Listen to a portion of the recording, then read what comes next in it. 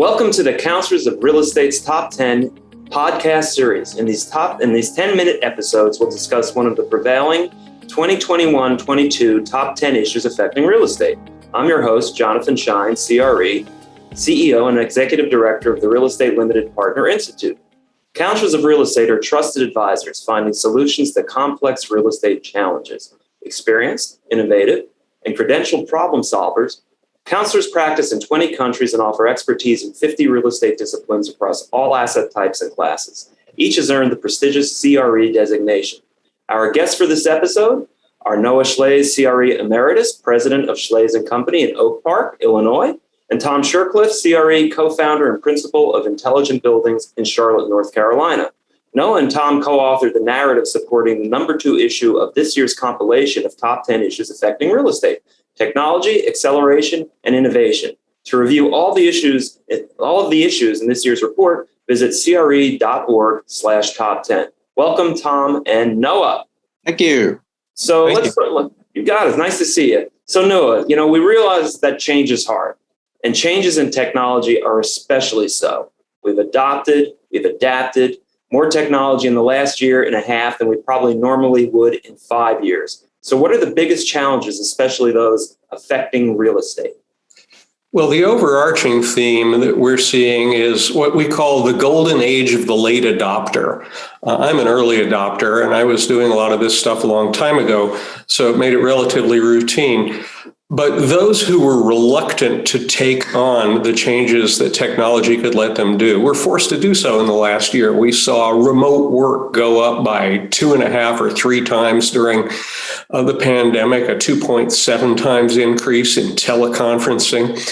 These are people who are now experiencing some of the trauma that us early adopters went through 5 years ago, learning how to get a decent background going, how to get a proper environment for looking professional while in a home setting.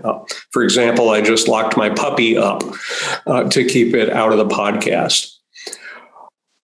Shopping online has gone nuts because it's been the only way to get anything. And that's a direct increase. Amazon's profits went up about 3-fold last year, but it's also an indirect increase in that we're buying different things. We're emphasizing different things. It's caused spikes in anything that drives a home improvement project. It's caused spikes in acquisition of anything you can find information about online. And there have been some more dramatic changes in the last year. For example, what we'll call cyborg work, collaboration between humans and robots. If you've ever been in an Amazon fulfillment center, you've seen that the employees essentially are there for their manual dexterity and their visual skills, but their picking patterns are dictated by software that shows them roughly where things are and asks them to finish the final job. We're also being asked as individuals to do things that used to be someone else's jobs, providing our own checkout at the cash register, being our own medical examiner at the other end of a telemedicine visit, which went from about 43% of health centers using them in 2019 to 95% during the pandemic. We were encouraged by the existence of telemedicine and its availability, and frankly, we were afraid to go into the doctor's offices. Maybe Tom can add something to that in terms of changes in operating environments and in the working world. No, I think that's right. One moment, I just want our audience to understand that no animals have been injured in the making of this podcast. And when you said you locked your dog up, it was actually on a nice big porch in Oak Park, Illinois. That's right. Actually better still, in the sense of teleworking, she's on a nice big porch in Soamesville, Maine. Okay, there you go. Good to know. So Tom, come back in. Sorry about that. No worries. I've got a GPS collar on my dog, so the lockup is virtual. I just watch for it. But Noah touched on a lot of important things, and one of them he mentioned was the remote work, and that's really spawned a whole new category called hybrid work. And that, of course, has lots of real estate and technology implications. We all know about Zoom, of course. That's kind of an obvious shift that was maybe not 5 years, maybe a decade of speed in terms of how people are allowed to and do work remotely and get work done. But it's also an impact on office design, space management, the field of co-working, which is sort of the WeWork type thing, has again really expanded greatly into hybrid work now. So co-working is just a component of hybrid work. So there's technology surrounding that. The other thing that we have seen in our work is in technology legacy is health and wellness and public health.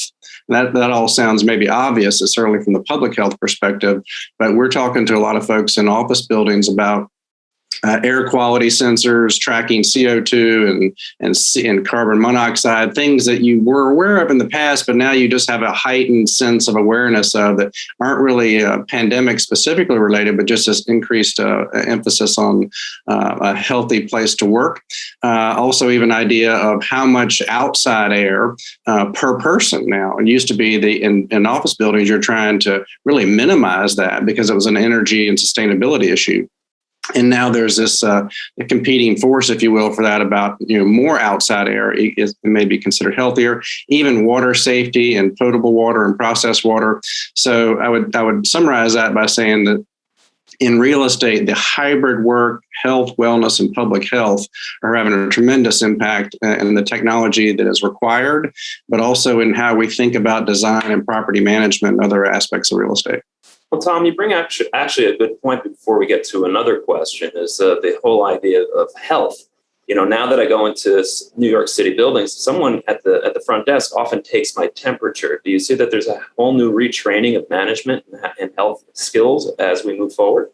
Yeah, well, that certainly gets into a lot of issues, including privacy and HIPAA and all these kind of things that we used to not think were a part of just walking into a building. But also, as I said earlier, touched on earlier, it's going to speak to building technology and building automation.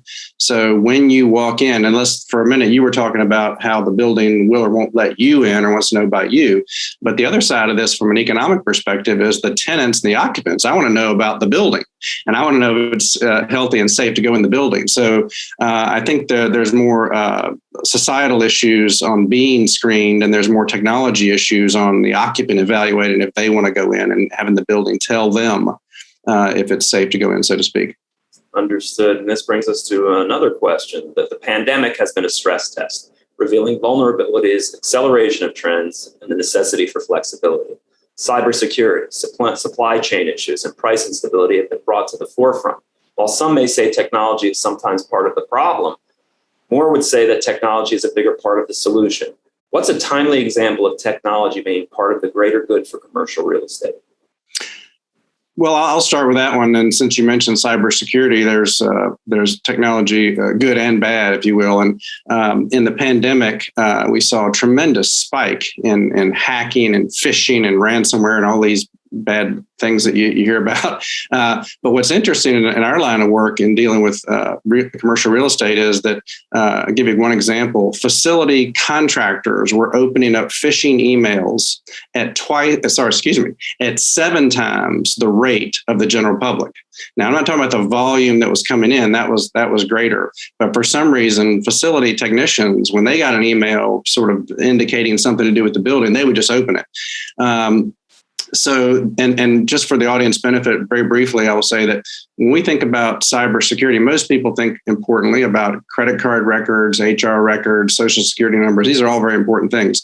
But in real estate, the technology issue around cybersecurity is it manifests themselves physically. The HVAC system is connected to the internet, the elevators, the parking, the access control, all these kind of things. So when we talk about cybersecurity in commercial real estate, it becomes a physical life safety, ability to occupy the building, these kind of things. And so while technology certainly causes a problem, it also can be very much a part of the fix. There's great technology to make buildings invisible to the internet, yet remotely accessible to the contractors.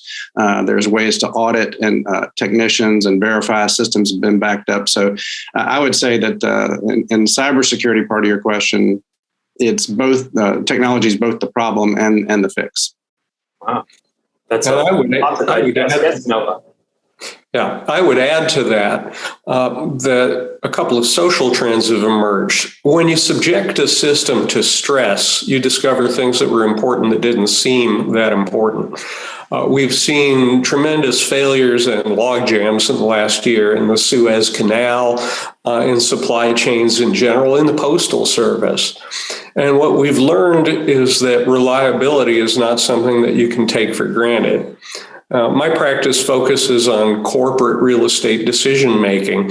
And the best change that has come out of the last year is that all the things that Tom and I care about are suddenly sexy. Reliability is very sexy. Resilience, ability to respond.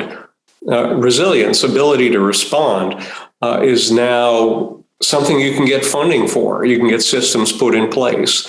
And the second thing is that users have gotten educated as they've been forced to do everything online. Not only have they adopted how to do Zoom calls and conduct meetings and get things done in collaboration software, but they have also come to expect things to be expressed certain ways. The adoption of business intelligence tools that has come from daily checking of the progress of COVID through the population has meant that we now have a world of people who expect complex issues to be expressed that way. We won't be doing things the same way after this, and a lot of the things we'll be doing are better. And clarifying, you said the issues were sexy, not us, right? Well, we're both terribly sexy because. Well, I'm just going to say both of you are. I'm going to say both of you are just too texy for your shirts. How's that? And we'll be here all week. Well, thank you, Tom and Noah. There's no question technology has moved to the front of the line and now defines competitiveness in all classes of property. All the top 2021-22 top 10 issues are highly interconnected and indicative of a changing and evolving real estate landscape. We're grateful for your knowledge and your contributions to this year's report. Join us next time for another discussion of the top 10 issues affecting real estate. I'm Jonathan Schein on behalf of the Counselors of Real Estate. Thank you for joining us in this episode of Top 10 in 10.